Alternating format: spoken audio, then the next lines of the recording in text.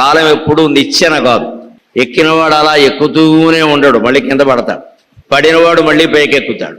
ఓ రాజుగారు సభలో పండితుడిని అడిగాట, దేవుడు ఏం చేస్తూ ఉంటాడండి అన్నట్ట.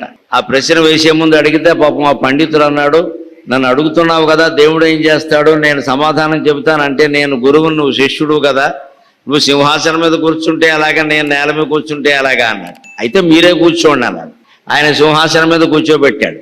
ఈయన శిష్యుడు కదా అని కింద కూర్చున్నాడు. ఇప్పుడు నీ ప్రశ్న అడుగు అన్నాడు. దేవుడు ఏం చేస్తూ ఉంటాడు అన్నట్ట. ఇదే చేస్తూ ఉంటాడు అన్నట్ట. పైన ఉన్నవాడిని కిందికి దించుతాడు, కింద ఉన్నవాడిని పైకి ఎక్కిస్తాడు అన్నాడు. ఇదే కాలచక్రం. అందుకే ఎప్పుడు మనం ఎంత ఐశ్వర్యం ఉన్నా గర్వం పనికిరాదు. ఒక్క క్షణంలో మొత్తం ఐశ్వర్యం అంతా అగ్గిపాలైపోవచ్చు. ఎంత పెద్ద పదవిలో ఉన్నా, పీఠంలో ఉన్నా ఇది శాశ్వతం అనుకోకూడదు. ఒక్క క్షణం తేడా వచ్చింది అంటే మొత్తం పదవులన్నీ కూలిపోతాయి. రోజు 25